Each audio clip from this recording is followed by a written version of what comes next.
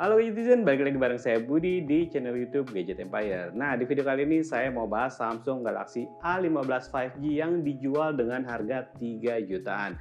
Apa aja sih kelebihan dari Samsung Galaxy A15 5G ini? Apa aja kekurangannya? Apakah dia layak dibeli atau layak dibeli? Langsung aja kita bahas.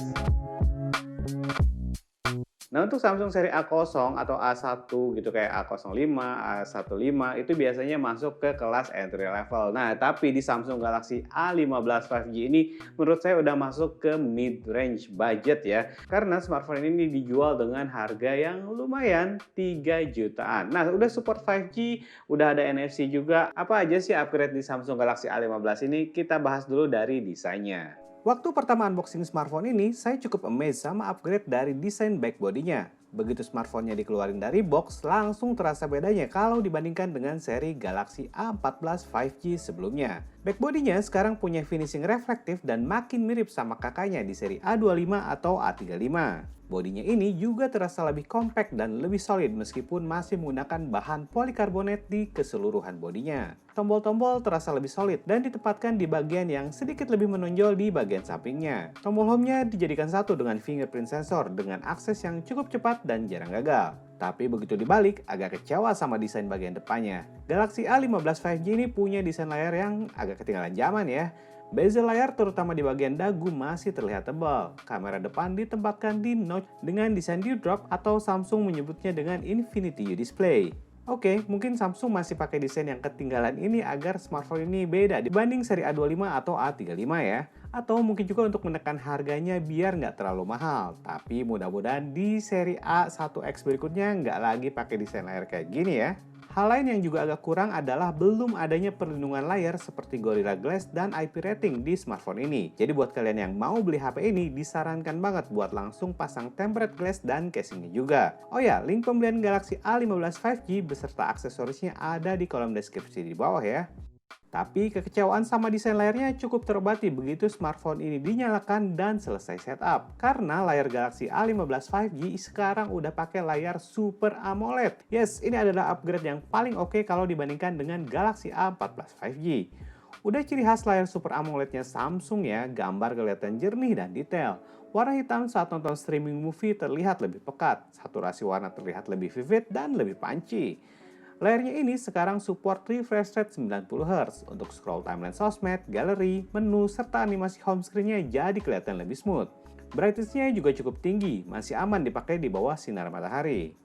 Nah, so far dari experience multimedia di Galaxy A15 5G ini cukup nyaman dengan tampilan displaynya. Namun sayangnya untuk speaker belum mendukung stereo speaker. Tapi yang saya suka di Galaxy A15 5G ini masih ada audio jack 3,5 mm.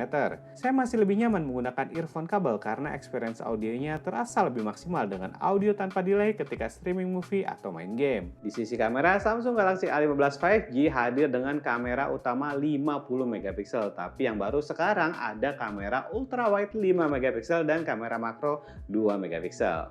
Nggak ada peningkatan dari sisi ukuran megapiksel di seri Galaxy A15 5G, tapi dari hasil fotonya, saya bisa mendapatkan hasil yang cukup memuaskan untuk smartphone di kelas harga 3 juta. Dynamic range foto terlihat luas dengan kecerahan yang merata saat kita foto landscape. Saturasi warna terlihat pas dan nggak lebay.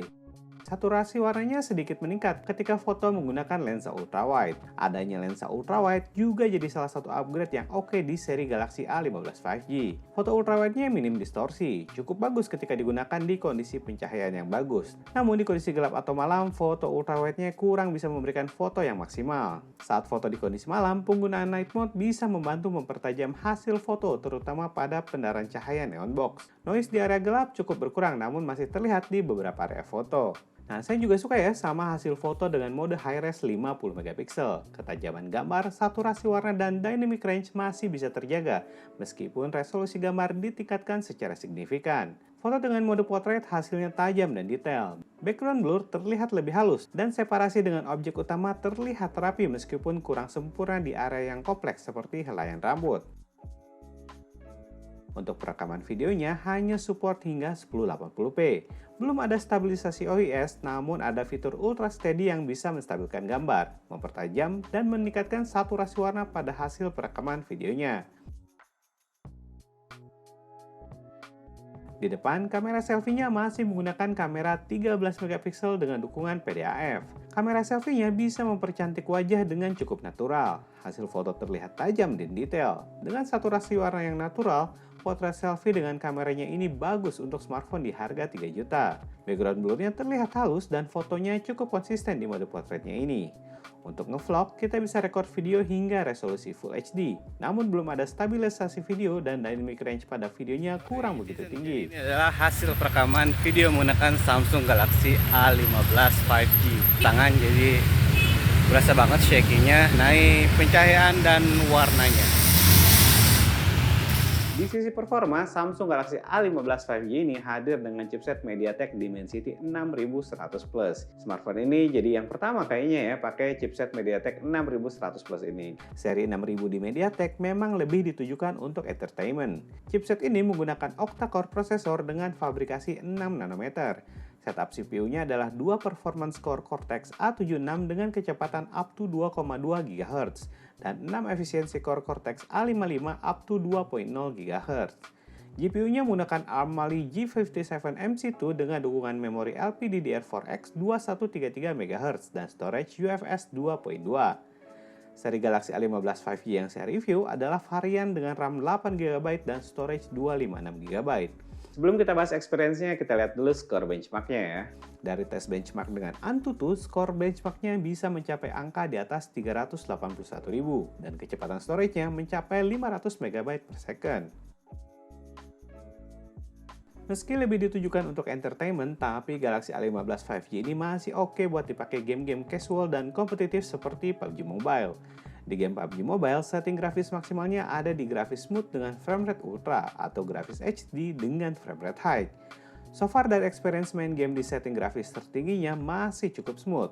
Giroskopnya hardware, jadi tanpa delay ya. Gambar terlihat tajam dan sensitivitas touchscreen-nya responsif. Tapi satu hal yang menurut saya jadi kelebihan utama dari Galaxy A15 5G ini adalah dari sisi software yang digunakan. Dari sisi fitur, selain udah support 5G, di smartphone ini udah ada NFC. Tapi yang saya suka, UI dari Samsung itu nggak pernah mengecewakan ya. Samsung Galaxy A15 5G ini pakai One UI 6 terbaru dengan Android 14. Out of the box, kita bisa langsung menggunakan Galaxy A15 5G dengan OS Android 14 terbaru. Saya bisa rasain experience yang smooth dari One UI-nya. Icon-icon terlihat detail dengan shortcut yang lengkap dan user-friendly. Kita juga nggak bakal nemuin iklan-iklan yang mengganggu di Galaxy A15 5G ini. Fitur security Samsung Knox dan NFC multi-payment bisa kita gunakan juga jika dibutuhkan. Yang juga bikin nyaman buat pakai Galaxy A15 5G ini untuk pemakaian jangka panjang, Samsung memberikan jaminan OS update hingga 4 tahun ke depan dan security update hingga 5 tahun. Upgrade yang juga cukup bagus di Galaxy A15 5G adalah dari kecepatan chargingnya. Emang sih nggak kayak smartphone BBK dengan kapasitas di atas 37 Watt. Galaxy A15 5G sekarang support fast charging 25 Watt. Lumayan ya. Sama seperti iPhone, Samsung masih main aman dengan kapasitas charger yang nggak terlalu besar agar penggunaan baterainya lebih tahan pemakaian jangka panjang. Kapasitas baterainya masih menggunakan 5000 mAh yang bisa tahan seharian penuh. So far nggak ada komplain sama performa baterai dan kecepatan chargingnya. Secara keseluruhan di range 3 jutaan emang agak berat ya. Terlebih lagi sekarang udah ada Poco M6 Pro yang memang menawarkan performa yang oke walaupun belum support 5G. Tapi kalau kalian cari smartphone dengan tujuan untuk pemakaian jangka panjang, nah Samsung Galaxy A15 5G ini bisa saya rekomendasikan. Selain chipset yang udah mendukung 5G yang future-proof, memorinya juga lega, ditambah lagi storage yang lega 256GB plus kita bisa tambah lagi memori eksternal hingga 1TB. Terlebih lagi Samsung memberikan jaminan update software untuk Samsung Galaxy A15 5G ini hingga 4 tahun ke depan untuk Android dan 5 tahun security update. Nah kalau menurut kalian gimana? Apakah Samsung A15 5G ini udah sepadan dengan harganya? Tinggalkan langsung aja komentar kalian di bawah, nanti kita diskusi bareng mengenai Samsung Galaxy A15 5G ini. Sekian dulu ya review saya mengenai Samsung Galaxy A15 5G. Semoga bermanfaat dan sampai ketemu di video review berikutnya.